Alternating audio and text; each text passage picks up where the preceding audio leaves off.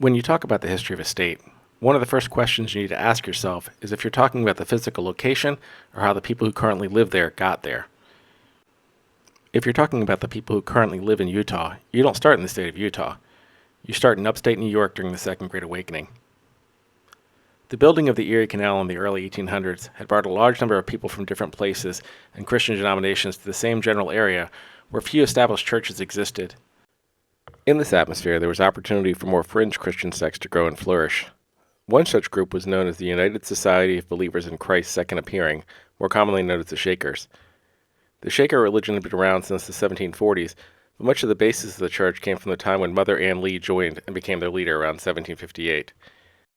She encouraged members of the community to abandon all worldly possessions and live communally, forsaking marriage and living celibate lives. She said, quote, "I saw in vision the Lord Jesus in his kingdom and glory. He revealed to me the depths of man's loss, what it was, and the way of redemption therefrom. Then I was able to bear an open testimony against the sin that is the root of all evil, and I felt the power of God flow into my soul like a fountain of living water. From that day I have been able to take up a full cross against all doleful works of the flesh." They were called the Shakers as part of their worship involved dancing and shouting that often appeared as if the members of the congregation were shaking uncontrollably. Mother Lee and 8 of her followers came to America in 1774 and established their first commune just north of Albany. It was there that Mother Lee proclaimed she had a vision where, quote, "I saw a large tree, every leaf of which shone with such brightness as made appear like a burning torch, representing the Church of Christ, which will yet be established in this land." On her death, her followers determined that she was the second coming of Christ in female form.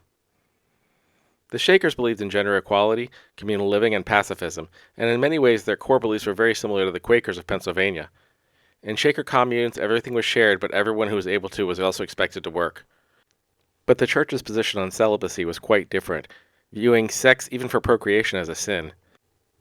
This creates an obvious problem of growing the church through new children. The only way to continue to add youth was through adoption of unwanted or orphan children, and often states would use the Shakers specifically for this purpose.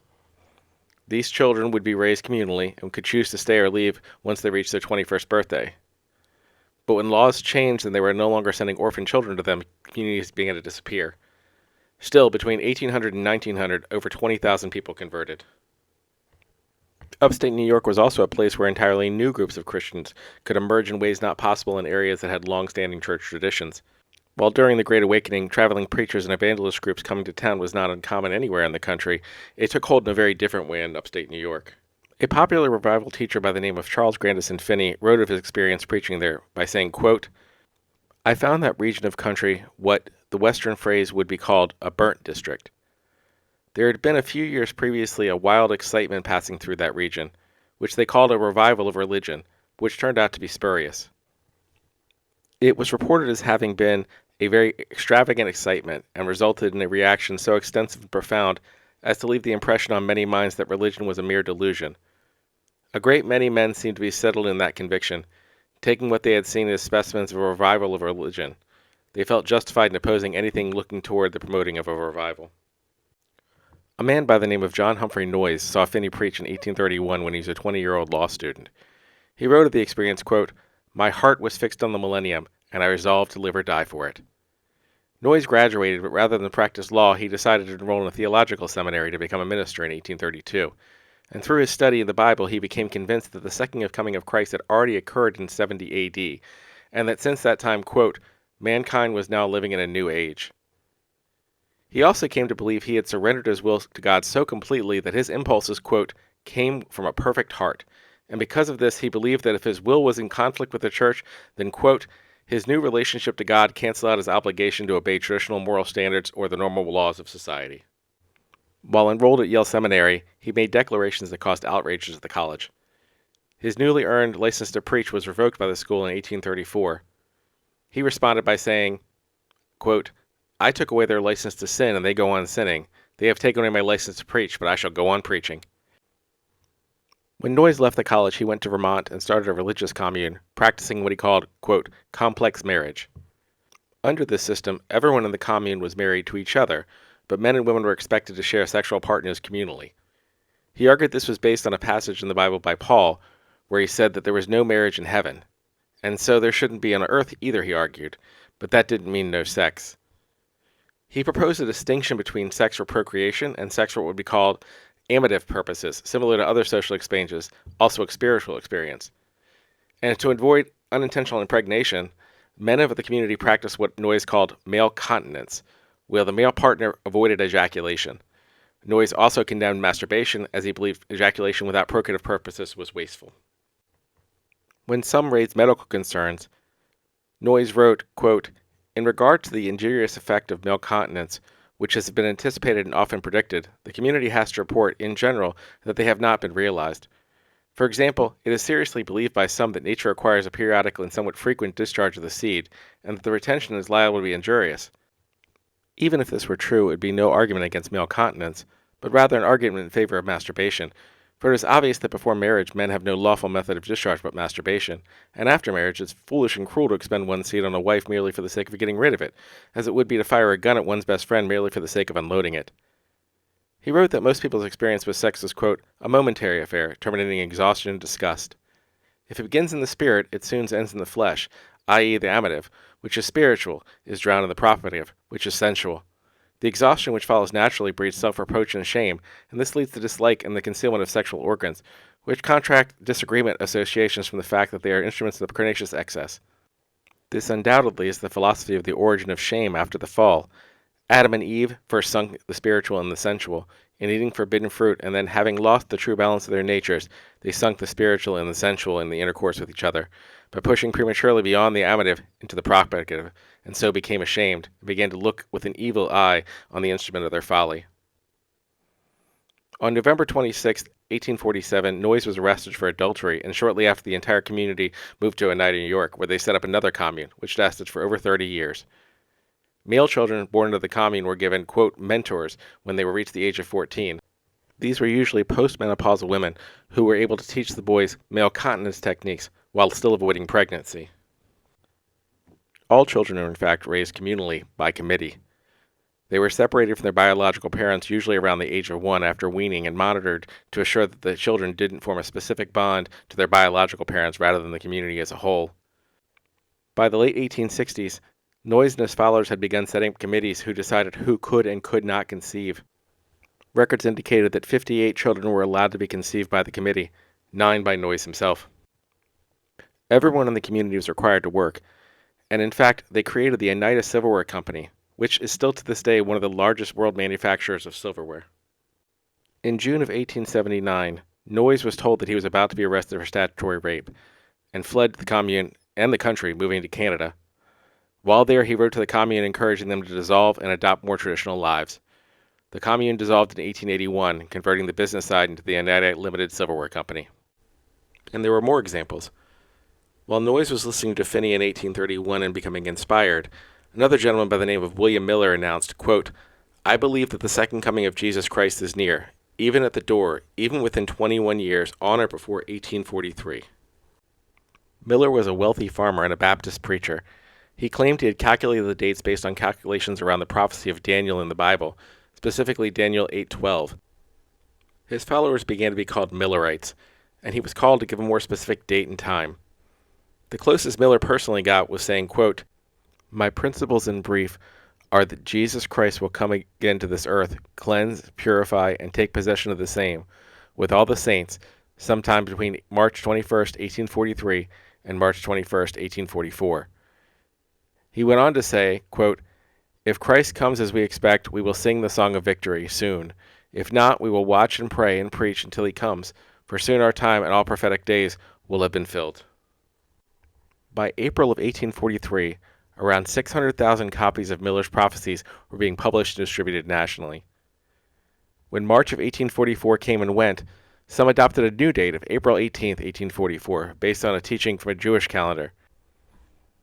When April 18th came and went, it was argued there could be, quote, "tarrying time," which moved the coming off by a few months.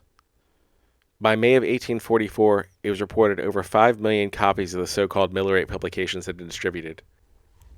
In August of 1844, a group of believers met, and a man by the name of Samuel Snow presented a complex calculation he had done that gave a specific date, October 22nd, 1844. When October 22nd, 1844 came, most agreed Jesus did not. But a small minority of the Millerite community held firm that something had happened. It had just not been fully understood. In 1845, 61 delegates met to discuss where the Millerites would go from the future, and from this 4 groups emerged, one of which would become the Seventh-day Adventists, which now has nearly 100,000 churches with over 22 million members.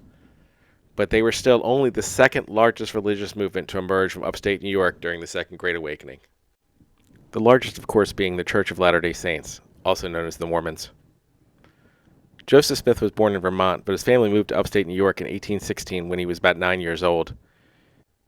Smith would later write that during this time he was exposed to many completing ideologies, including what would come to be known religiously as folk magic, which was a common practice in the area.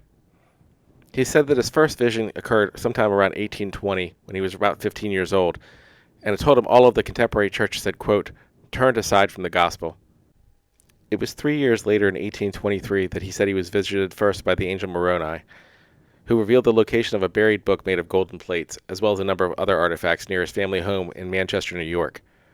But, he said, he was unable to retrieve them at that time. He said he returned to visit each year until he was finally able to obtain the plates on his 4th visit in 1827. During these 4 years, it appeared that Smith's family was in financial distress following the death of his brother Alvin. Smith, like some of the other family members, worked at least part-time using an object known as a seer stone to locate buried treasure.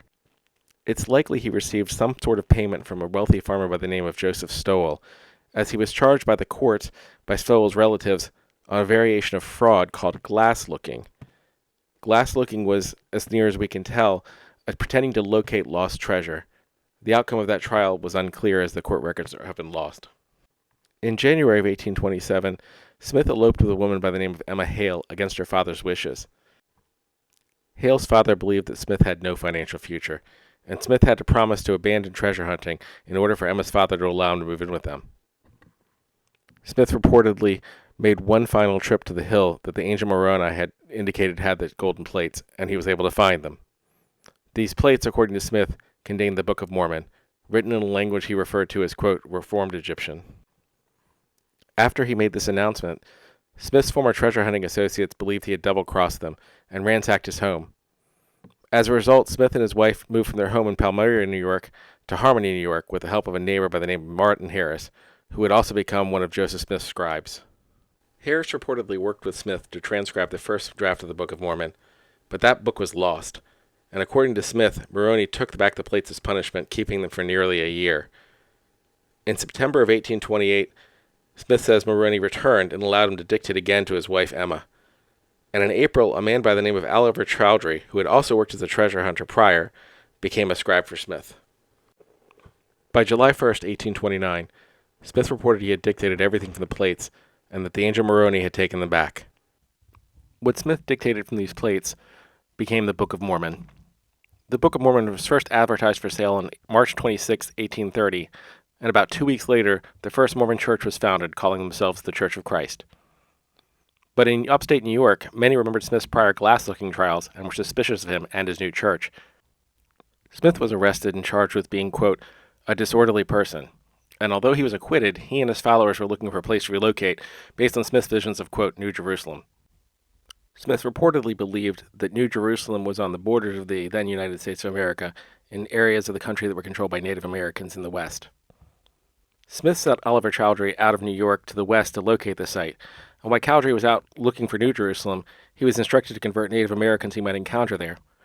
Smith said these Native Americans might be what the Book of Mormon called Lamanites. The first edition of Book of Mormon title page stated that it was, quote, written to the Lamanites, which are a remnant of the house of Israel. He said that these would be descendants of a lost tribe of Israel that he believed came to North America by boat around 600 BC, and that they would partner with the Mormons in building Zion, which he believed would be a peaceful and pure society where people would be, quote, pure of heart.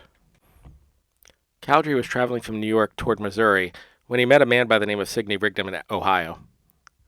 Rigdon was a Campbellite restorationist preacher, a sect who believed that much of the teachings of Christ were lost or corrupted in the years following his death. He had become disaffected from the Baptist Church, and on reading of the Book of Mormon, he was convinced to convert. Rigdon was baptized in November of 1830, and following his conversion, he was able to convince hundreds of his congregants to also join the new Mormon Church of Christ. Rigdon traveled to New York to meet Smith, and hearing news of the new congregation and facing opposition in New York, Smith announced that it had been revealed to him that he and his followers should gather in Kirtland, Ohio, where Rigdon was from. During this transitional time, when the congregation moved from New York toward Ohio, some of the church members, including Cowdery and Rigdon, claimed to also have visions and revelations that were separate from Smith's. Smith then stated that only he had the ability to have true revelations and declare church doctrine and scripture. Specifically, regarding Rigdon's visions, Smith in August of 1831 announced, quote, "And now behold, verily I say unto you, I, the Lord, am not pleased with my servant Sidney Rigdon. He exalted himself in his heart, and received not counsel, but grieved the Spirit. Wherefore his writing is not acceptable unto the Lord, and he shall make another. And if the Lord receive it not, behold, he standeth no longer in the office to which I have appointed him." But this falling out with Rigdon did not end his time with the church. In fact, Joseph Smith coordinated with Rigdon on a retranslation of the Bible that came to be known as the Joseph Smith translation. Smith also encouraged Cowdery to continue his search for the Holy City in the West. Cowdery claimed to have located the city in Missouri, and after visiting in July of 1831, Smith agreed and declared that Jackson City, Missouri was the holy site and, quote, center place of Zion. But Smith and his followers were not always welcomed. In Ohio in 1832, a mob reportedly tarred and feathered Smith and Rigdon, beating them unconscious and leaving them for dead. Smith wrote of Rigdon's injuries, quote, "The next morning I went to see Elder Rigdon and found him crazy, and his head highly inflamed, for they dragged him by his heels, and those, too, so high from the earth he could not raise his head from the rough frozen surface, which lacerated it exceedingly. And when he saw me, he called to his wife to bring him his razor. She asked him what he wanted of it, and he replied to kill me. Sister Rigdon left the room, and he asked me to bring his razor. I asked him what he wanted of it, and he replied he wanted to kill his wife, and he continued delirious for some days." But things were even worse in Missouri.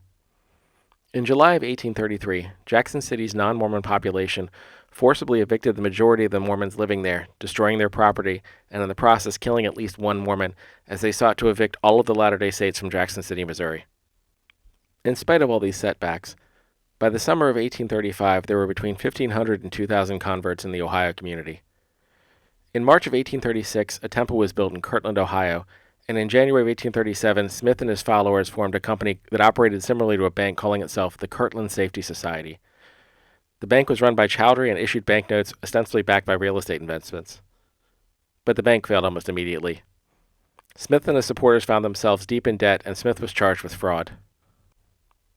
Joseph Smith was no longer safe in Ohio with these charges. They decided to leave for Missouri, but they knew they could not go back to Jackson City, and instead decided to form a settlement in western Missouri that they called Far West. It was at this point that the church changed its name formally and became the Church of Jesus Christ of Latter-day Saints. When followers came to join him in Far West, once again locals in the area felt threatened and tensions escalated. But unlike in Jackson, where Smith had told his followers to be patient and not retaliate against the violence, Smith encouraged his followers to stand their ground. A man by the name of William Penniston was running for the Missouri State Senate legislature, and he called the Mormons, quote, horse thieves and robbers, and he warned them not to try and vote in the 1838 election. He told his supporters, quote, suffer such men as these to vote, and you'll soon lose your suffrage. When about 30 members of Smith's church came to vote, a man by the name of Dick Weldon told them they were not allowed to vote, quote, no more than Negroes. A brawl ensued, which the Mormons won, but this did not end the conflict.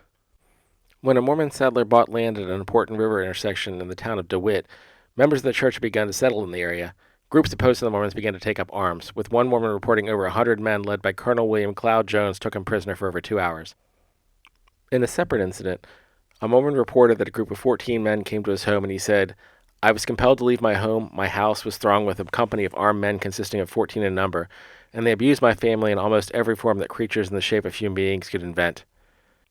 They were reportedly held hostage for about 14 days before a group of Mormons came to their rescue, but by then one of his children had died, and his wife and another child died soon after. On September 20th, 1838, a group of roughly 150 armed men came to DeWitt and gave the Mormons 10 days to vacate. If they did not vacate, they would, quote, exterminate them without regard to age or sex. The Mormons sent appeals to state and local officials but got no response. On October 1st, the group returned and burned down the homes and stable of one Mormon settler as they surrounded the rest of the town. On October 6th, the county militia was sent to disperse the group. But not only did the group refuse to disperse, some of the members of the militia threatened to join the attackers if they were asked to disperse it, causing the leader of the militia to withdraw and send a request to aid from the governor. On October 9th, the governor's response came. He said, quote, "It was a quarrel between the Mormons and the mob, and that they should fight it out." On October 11th, Mormon leaders agreed to abandon the settlement in DeWitt, with 2 women dying on the first night of the evacuation. On October 18th, Mormons of the Caldwell militia began to move toward Daviess County, where the brawl had taken place in retaliation. They plundered property, burned stores, and houses to the ground. The county seat where the brawl had taken place was reportedly, quote, "completely gutted, with only 1 store left untouched." One account stated, "We could stand at our door and see houses burning every night for over 2 weeks. The Mormons completely gutted Daviess County. There was scarcely a Missourian home left standing in the county. Nearly everyone was burned." Some Mormons were troubled by the retaliation. One Mormon leader wrote, quote, "The love of pillage grew upon them very fast, for they had plundered every kind of property they could get hold of." The Missouri State Militia was called out, and it fought the Mormon militia on October 24th at what became to be known as the Battle of Crooked River. The Mormons were able to drive off the militia, apparently charging them while shouting, "God and liberty." When news got to the governor of Missouri, he mustered 2,500 men to put down the Mormons, issuing an executive order on October 27th, which he stated, quote, "The Mormons must be treated as enemies and must be exterminated or driven from the state if necessary for the public peace." Likely before the governor's order even reached the area, on October 30th, a large group of anti-Mormon vigilantes attacked settlements near Hawes Mill, killing at least 17, including a 10-year-old who was found hiding. The killer reportedly justified the murder by saying, quote, "Nits will make lice, and if he had lived, he would have become a Mormon." No one was ever prosecuted for these killings. Mormons found themselves surrounded by the state militia, and Joseph Smith reportedly was willing to accept a treaty on, quote, "any term short of battle." The leader of the Missouri militia, General Clark, realized he had all the leverage and ordered them to give up their leaders for trial and surrender all weapons. He further ordered that anyone who had taken up arms was to sell their property to pay for damages and leave the state. Ebenezer Robinson's account of what happened stated, quote, "General Clark made the following speech to the brethren on the public square. The orders of the governor to me were that you should be exterminated and not allowed to remain in the state. And had your leaders not been given up and the terms of the treaty been complied with, before this you and your family would have been destroyed and your houses in ashes." Once the Mormon militia was disarmed, Brigham Young's report was that, quote, "they commenced their ravages by plundering the citizens of their bedding, clothing, money, wearing apparel, and everything of value they could lay their hands upon, and also attempting to violate the chastity of women in the sight of their husbands and friends, under the pretense of hunting for prisoners and arms.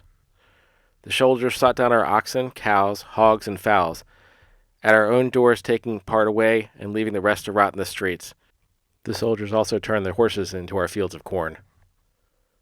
On November 1st, General Samuel D. Lucas held a court-martial hearing and issued the following order to General Alexander Danifin. Quote, "You will take Joseph Smith and the other prisoners into the public square far west and shoot them at 9 o'clock tomorrow morning." Danifin refused, replying, quote, "It is cold-blooded murder. I will not obey your order. My brigade shall march for liberty tomorrow morning at 8 o'clock, and if you execute those men, I will hold you responsible at an earthly tribunal, so help me God." A court inquiry began on November 12th, and all but a few of the Mormons were released, but Joseph Smith was not released. On April 6, 1839, Smith was able to escape custody and fled Missouri to Illinois, where a group had settled into a land that would become known as Nauvoo. Smith had sent 12 missionaries to England, and they were able to recruit a large number of people to come live in the new settlement. In 1841, Smith was able to negotiate an official charter for the city with the state of Illinois, which gave the city a great deal of autonomy, including the right to form a military force. This was likely because Nauvoo was located in a swamp. Malaria outbreaks were common, and it was very difficult to survive there. During this time, Smith dictated another book, purportedly from Egyptian scrolls. This book became the Book of Abraham, which also included a number of new doctrines for the church. It was also during this time that Smith began practicing plural marriage. In April of 1841, Smith secretly took his first plural wife, Louisa Beeman. Over the next 2.5 years, some believe he may have married as many as 30 other women. 10 of these women were already married, and 2 were only 14 years of age. Smith and his wife denied this was happening publicly, but behind the scenes the evidence was overwhelming. Smith was also still technically a fugitive from Missouri, and after an attempted assassination attempt on the former governor of Missouri, which some believe Smith prophesied, Illinois authorities agreed that Smith was a threat. On June 17, 1843, the governors of Illinois and Missouri issued joint arrest warrants for Smith on the ground of treason. On June 23rd, he was arrested covertly by two men disguised as Mormon elders. On hearing of Joseph Smith's arrest, on June 24th, the Nauvoo City Council invoked martial law. On June 25th, Smith sent a letter calling for the Nauvoo militia to be raised to prevent, quote, being kidnapped into Missouri. On June 27th, the men transporting Smith were surrounded by Nauvoo militiamen. Smith reportedly told his jailers, "I'm not going to Missouri this time, these are my boys," and Smith was able to return to Nauvoo. In December of 1843, Smith petitioned Congress to make Nauvoo a free territory and announced his own presidential candidacy. In March of 1844, he organized a council and proposed what he described as a theo-democracy be created, which would be more or less a shadow government where he would be the head of state. But dissent began to appear from within, the most notable coming from a man by the name of William Law. Law had been a close advisor to Smith. Law purchased a printing press and published the Nauvoo Expositor. Only one edition was ever published, but it was explosive. On June 7, 1844, Law published affidavits that Smith had, quote, authorized certain men to have more wives than one at a time. The paper stated that while the publishers of the paper did continue to believe in, quote, the religion of the Latter-day Saints as originally taught by Joseph Smith, that a schism had emerged over the many of the new teachings, and that, quote, many items of doctrine as now taught, some of which, however, are taught secretly and denied openly, further stating that, quote, false and damnable doctrines into the church, such as the plurality of gods above God in this universe, and the liability to fall with his creations, the plurality of wives for time and eternity, the doctrine of unconditional sealing up eternal lives against all crimes except that of shedding innocent blood. The following day, Smith had the printing press destroyed. Additional arrest warrants were put out for Smith, but because of the control he was given, he was initially able to have them quashed by Nauvoo courts. He declared martial law on June 18th and called out the 5,000-strong Nauvoo military force. On June 22nd, the governor of Illinois wrote to the mayor and city council of Nauvoo the following, quote, I now express to you my opinion that your conduct in the destruction of the press was a very gross outrage upon the laws and liberties of the people. It may have been full of libels, but that does not authorize you to destroy it. There are many newspapers in the state which have wrongfully abusing me for more than a year, and yet it is my regard of liberty of the press and the rights of the free people of the Republican government that I would shed the last drop of my blood to protect those presses from any illegal violence. On June 23rd, authorities entered Nauvoo to arrest Smith, but were unable to locate him. On June 25th, Smith and 16 co-defendants surrendered themselves and were held in Carthage, Illinois. On the morning of June 25th, a man by the name of Cyrus Wheelock smuggled a gun into the jail and gave it to Joseph Smith. That afternoon, a mob approached the jail. One of the jailers later wrote that they told Smith to warn him, and he responded, "Don't trouble yourself, they've come to rescue me." But they were not there to rescue Smith or his companions. As the mob entered the area where Smith and his companions were confined and attempted to pull them out to do them harm, Smith tried to defend himself with a pistol. He was able to make his way to a window and jump out to escape, but he was shot in the process. While there's some dispute about the specifics, with some people saying Smith was dead when he hit the ground, while others saying he was alive and the mob picked him up, propped him against a wall, and he was killed by a firing squad. What was not disputed was that Joseph Smith was now dead. Two other Mormon leaders were able to escape that day, and there was a conflict over who would take over the leadership of the church. Joseph Smith's likely chosen successor would have been his brother Hiram, but Hiram was also killed with him in Illinois. As Brigham Young would say, did Joseph ordain any man to take his place? He did. Who was it? It was Hiram. But Hiram fell a martyr before Joseph did. If Hiram had lived, he would have acted for Joseph. Oliver Cowdery, who'd worked with Smith since the very beginning, helping to write the Book of Mormon, was an obvious candidate as well, except for the fact that he had been excommunicated from the church in 1838 after having a falling out with Smith, likely of a plural marriage.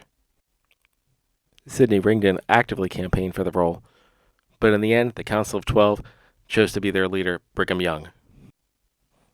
In January of 1845, the state of Illinois revoked the Nauvoo Charter, meaning the Mormon-run courts, police, and militia no longer had legal standing. Allegations that the Mormon Church had engaged in counterfeiting operations, as well as just ongoing dangers from mob violence of anti-Mormon sentiment generally, made staying in Nauvoo untenable. Young and church leaders looked west, beyond the current borders of the United States, for a place where no other settlers had yet colonized, where they could have the peace that they had not been able to find in any of the previous stops. They chose a location just outside of the then U.S. borders in Mexico, in the Salt Lake Valley. Although the Salt Lake Valley was on the Western Trail of California, few, if any, Western settlers had decided to stop there. Even Native American tribes generally avoided the areas. The Goshute did go there seasonally, but they described the lake as, quote, bad water. Young's first organized group of followers to relocate first went to winter quarters, Nebraska in 1846 in order to prepare and supply for the long journey. After wintering in Nebraska, the party followed the exact same path that the ill-fated Donner Party had the year before when attempting to reach California, only stopping in Salt Lake City on July 24, 1847, rather than continuing on. Between the time the Mormons had decided to leave Illinois to go to Nebraska and eventually arrive in Salt Lake, the Mexican-American War had broken out. At the time they arrived, the land around the Salt Lake area was likely controlled by the United States rather than Mexico, although the war hadn't officially resolved. But there didn't seem to be a great deal of concern who controlled a giant salt lake in the desert surrounded by mountains. Young declared the area the City of the Great Salt Lake, and he traveled back and forth several times between winter quarters and Salt Lake to assist those who had come to be known as the Mormon pioneers coming west. By December, more than 2,000 Mormon settlers had arrived, a quarter of them children under the age of 8. In December of 1847, Young officially became the second president of the Church of Latter-day Saints, following in Joseph Smith's tradition. He attempted to reestablish the theodemocracy that Joseph Smith had described, and he and his followers believed that this was a promised land for them. Young openly embraced polygamy, arguing it was needed to populate the new land. He said of the practice, quote, "But the first wife will say, 'It is hard, for I have lived with my husband 20 years, or 30, and I have raised a family of children for him. And it is a great trial to me for him to have more women. Then I say it is time you gave him up to other women who will bear children.'" Young personally had at least 56 wives, although not all of them were conjugal. From those that he had at least 57 children from at least 16 separate women. As part of the Compromise of 1850, Utah was granted territorial status, but denied statehood. Still, Young was named territorial governor by then-President Millard Fillmore. But this declaration didn't mean those native to the area always agreed. Border and land disputes were a constant problem with Native American groups. Native American groups were known to take cattle, often when it wandered from Mormon-controlled areas. The first major conflict came when a group known as the Timpanogos were questioned by Mormon militia leaders about missing cattle. Mormon leaders met with a tribal leader that they called Little Chief, who indicated that there was 2 specific members of his tribe who were engaged in this behavior, and that he understood if they had to act against those 2 members. On March 1st, a group of 50 militiamen went into the Utah Valley south of Salt Lake City to investigate a supposed horse theft from Brigham Young's personal herd. Young's orders were to, quote, "to take such measures as will put final end to their depredation in the future." The following morning, the group received word, quote, stating that as the horses were not stolen, we need not spend any more time in search of them, but proceeded with the Indians for killing cattle as had been directed, so that the nature of our expedition was not in the least changed. They continued on, and on March 3rd they came on Little Chief's encampment, and demanded to be shown where the cattle thieves' encampment was. Little Chief gave them information as to where the encampment was, expecting them to only go specifically against the 2 thieves. But instead the militia ambushed the entire group, killing between 4 and 7 men, most of whom were innocent of any charges, and enraging the Timpanogos. On March 10th, the expedition returned, indicating the land in that area was of very high quality. As a result, Brigham Young called for 30 families to move to the area. These settlers built a stockade fortification and armed it with a 12-pound cannon. The increased interaction with settlers meant the Timpanogos began catching diseases they had never before seen, and dying in large numbers. A Timpanogos man that the Mormons referred to as Old Bishop came into conflict with a group of Mormons and was murdered by them. This further increased tensions, and the settlers wrote back to Brigham Young asking for additional assistance, but not giving the context that it was caused by the murder. Young wrote back that he would send assistance, and also added that he didn't think they should have treaties with the natives as equals, as much as they should, quote, have dominion over them. The Mormon militia, known as the Nauvoo Legion, was sent from Salt Lake City to attack the Timpanogos village in February of 1850 during the dead of winter. They killed at least 100 directly, with many others left to die of exposure with their settlements destroyed. Of the 100 that were killed, around 50 were decapitated, ostensibly for scientific research, However, in practice, those heads were displayed as a warning to the prisoners who were taken. Those prisoners would then become slaves, quote, for the purpose of weaning them from their savage pursuits and bringing them up to the habits of civilized and Christian life. The settlement in this area was initially named Battle Creek after the incident, but is now known as Pleasant Grove. It didn't seem the federal government was particularly bothered by the massacre, but the taking of slaves were a problem. Utah's laws on slavery and polygamy were very likely the reason their second application for statehood was rejected in 1852. Joseph Smith himself had an ever-changing view on slavery. In the early days of the church, Joseph Smith asserted that, quote, the seed of Cain were black, and argued the dark skin was linked to being descended from Cain, who in the Bible had killed his brother. This led to what was called the curse of Ham.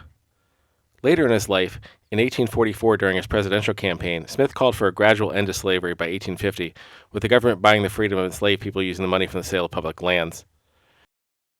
But Brigham Young did not share Smith's change of heart on slavery. He argued it was, quote, a divine institution because of the curse of Ham and the mark of Cain. As governor, he legalized Native American slavery, and aside from those captured, approximately 400 Native American children were purchased within the first decade to the settlement of Salt Lake City.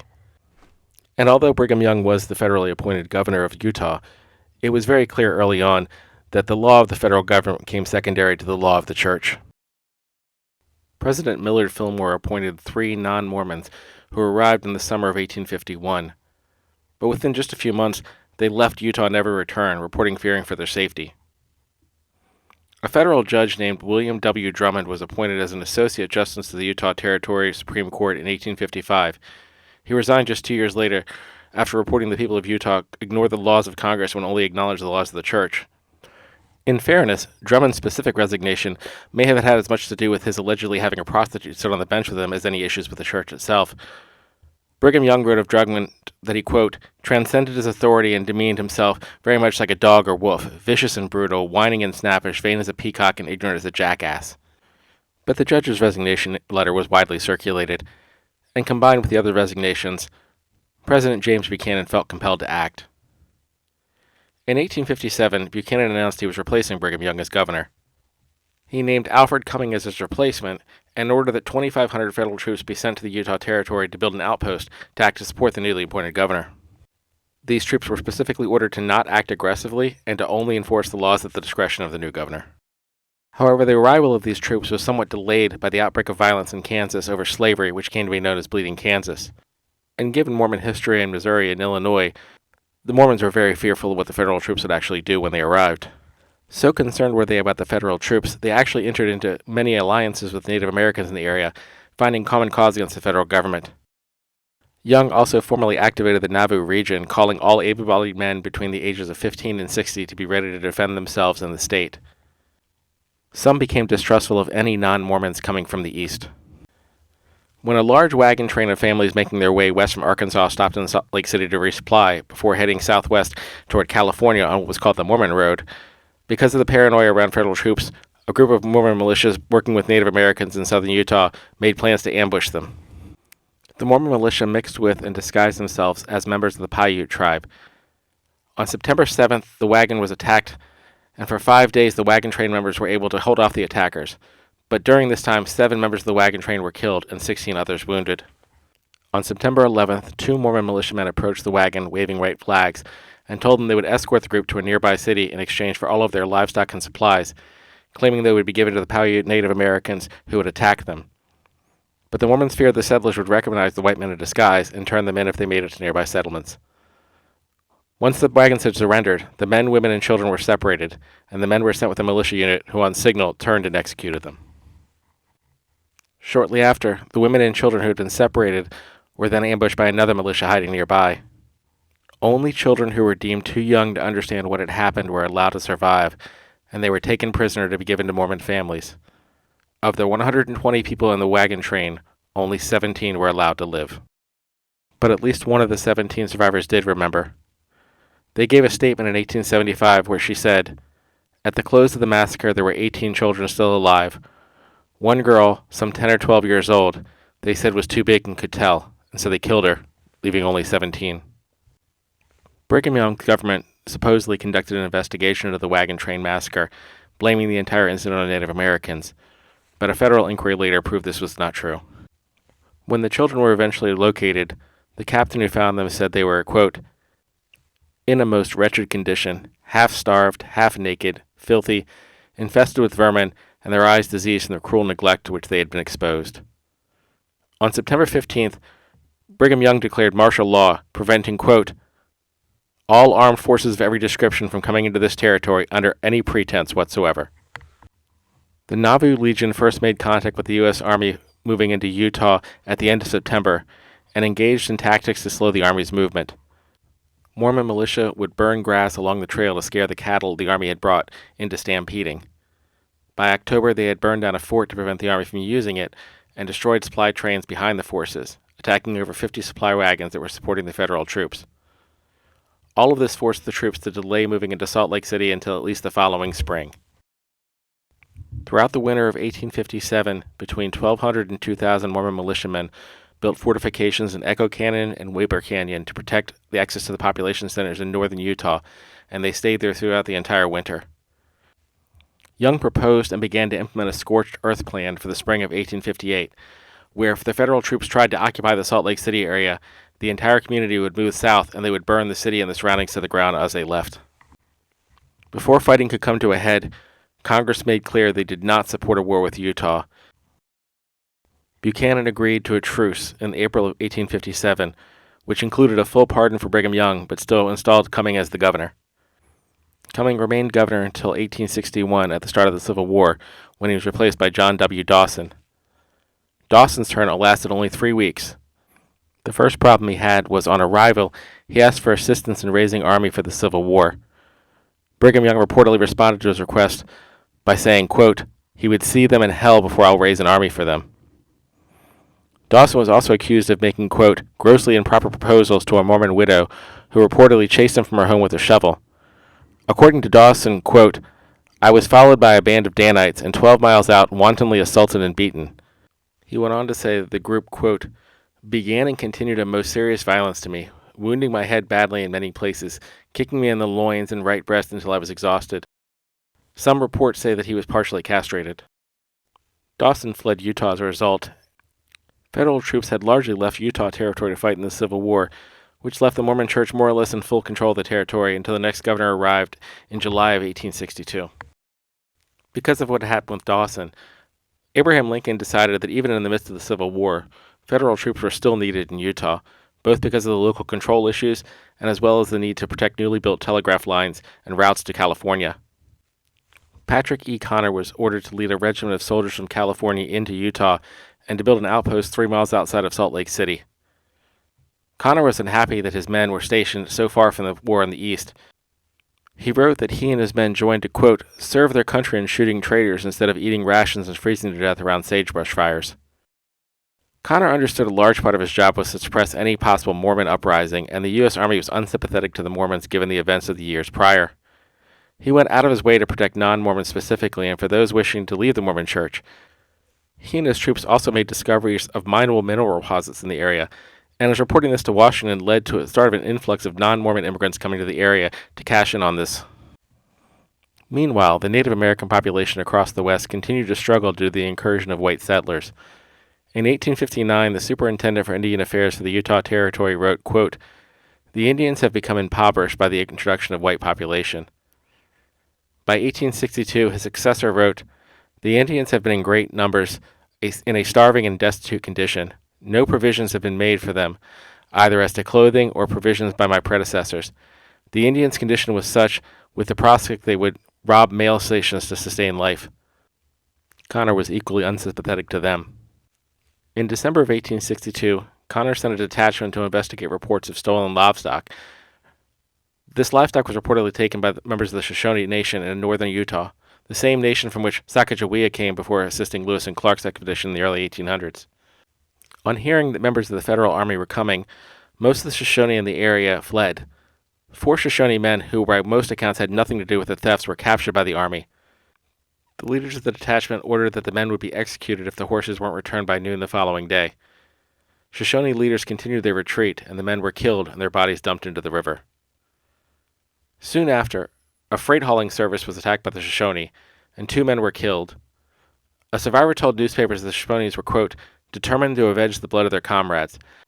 He went on to say that they, quote, intended to kill every white man they should meet on the north side of the Bear River till they should be fully avenged. When a group of miners were attacked after making a wrong turn near a Shoshone encampment, Connor decided to act. He marched his men 120 miles north in the dead of winter and gave the order to, quote, destroy every male Indian whom you may encounter. The Shoshone were warned ahead of time and set up defenses. They even attempted to negotiate an alliance with local Mormons, whom they had historically been able to get along with and had relatively good relations with, but the Mormons weren't interested in their fight. A newspaper account stated the leader of the Shoshone, a man by the name of Sagwitch, went to Salt Lake City to ask for help from Brigham Young. Quote, the prophet had told Sagwitch the Mormon people had suffered enough from the Shoshone of the Cache Valley, and if more blood were spilled, the Mormons might just pitch in and help the troops. The Shoshone seemed to expect the encounter to be similar to those in the past, where a standoff would occur and a treaty would be negotiated. But Connor had no interest in negotiations. Just before the first shots were fired, reportedly Sagwitch saw the army coming and said, quote, looks like there is something up on the ridge there. Look like a cloud. Maybe it is a steam come from a horse. Maybe that's them soldiers they were talking about. The Shoshone put up a strong initial stand, but after a few hours they were out of ammunition and a massacre ensued. Connor's forces reportedly suffered 14 deaths and 49 wounded, but he estimated killing more than 200 to 300 of the Shoshone warriors, with one count putting the numbers at 493. This was effectively the end of the Shoshone Nation in Utah. Some Shoshone survivors, including Sagwitch himself, joined Mormon settlements in the area. Sagwitch was not only baptized in the Mormon Church, but ordained as an elder. Other survivors fled to Idaho and Wyoming, leaving little, if any, resistance in northern Utah. As the Civil War came to an end in 1865, in southern Utah, separate conflicts with other Native American groups escalated. Native American members of the Ute tribe were dying of diseases such as smallpox now that they were in regular contact with Europeans. Brigham Young personally became involved in negotiations, but as Young was no longer governor, these treaties had no federal backing, and conflicts continued to escalate into what has become known as the Black Hawk War. Black Hawk was the name Brigham Young gave to one of the leaders of the Ute Nation. After a string of isolated killings of white settlers during cattle raids, Mormon militia was called to end the raids. This militia came upon a camp. The 100 militiamen fought with 13 men and boys for approximately 4 hours, killing 10 with 2 escaping and 1 being captured, along with several women and children. When one of the women attempted to resist with a knife, she was shot and a panic ensued, leading the militia to open firing on all the remaining women and children, killing them all. This event further enraged Native Americans in the area, and Mormons feared retaliation. In Circleville, church officials ordered that a group of Native Americans belonging to the Paiute Nation be disarmed, despite them showing no inclination to join the hostilities and having up to that point friendly interactions with the town. This group consisted of only 27 people in total. When the townsfolk approached and surrounded the Paiutes, all but one agreed to be arrested peacefully. The one who refused was shot and killed on the spot. Later, 2 attempted to escape and were shot by guards, and as a result, the rest were moved to a secured cellar. After a town meeting, 21 of the 24, including women and children, were killed by having their throats slit. Only 2 young boys and 1 girl were able to escape. They were found hiding nearby, and the young girl was killed. One of the boys was captured and sold into slavery for a horse and a bushel of wheat. The fate of the last boy has been lost to history. This also enraged Native Americans locally. The Utes were joined by some refugee recruits from the Navajo Nation who had been driven off their land in New Mexico, growing the Native American forces resisting the Mormon militias, and organizing more cattle raids, including the killing of white settlers. Mormons abandoned many smaller towns and built fortifications around larger ones. Over time, the Native American resistors realized that they could not win. When Black Hawk was wounded, in 1867 peace talks began. Black Hawk died in 1870 of tuberculosis, and it wasn't until federal troops came to the area in 1872 that the conflict really came to a final end, with the last settler casualty in September of 1872. At that point, the Utes were more or less forced onto reservations. In that same year of 1872, Utah again applied for statehood, with a new constitution that gave women the right to vote. Utah itself had around 86,000 people, despite much of the Utah territory being ceded to a newly created state of Nevada. This was well above the number required for statehood, but other issues, most notably the issue of polygamy, still gave Congress pause as to admission. In 1877, Brigham Young died, and the leadership of the church shifted to John Taylor. Taylor had been with Joseph Smith in Carthage, Illinois when the mob had killed him, but had managed to escape. He was also a polygamist, having at least 7 wives and fathering an estimated 34 children. In 1882, Congress made polygamy a felony federal offense. After the law passed, Taylor moved in with his sister at a home owned by the church to avoid prosecution and to not show favoritism to any of his families. That same year, Utah once again applied for statehood. In the past, they had asked for a state by the name of Deseret, the name of the intended separate nation for the Mormon Church, but now asked for it instead to be called Utah. Still, once again, Congress denied them admission. In 1885, Taylor and other high-ranking members of the church were forced to go into semi-hiding because of the polygamy laws. Taylor said, quote, "I would like to obey and place myself in subjugation of every law of man. What then? Am I to disobey the law of God? Has any man right to control my conscience or your conscience? No man has a right to do it." But the federal position against polygamy only hardened over time. President Grover Cleveland said in his annual address to Congress, quote, "The strength, the perpetuity, and the destiny of the nation rest upon our homes, established by the law of God, guarded by parental care, regulated by parental authority, and sanctified by parental love. These are not the homes of polygamy. There is no feature of this practice, or the system which sanctions it, which is not opposed to all that is of value in our institutions."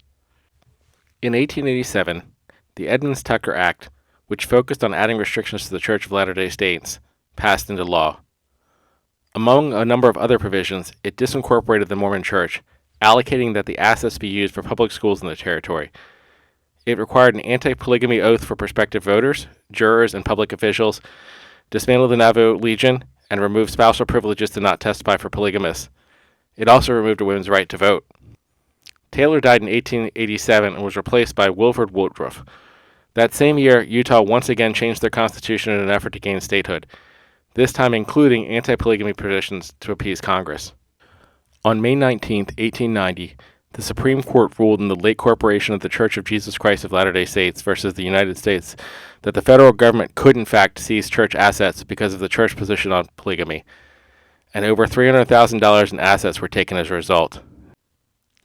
Before any physical property of the church could be seized, in September of 1890, Woodruff issued a manifesto which denounced polygamy, despite Woodruff himself being a polygamist.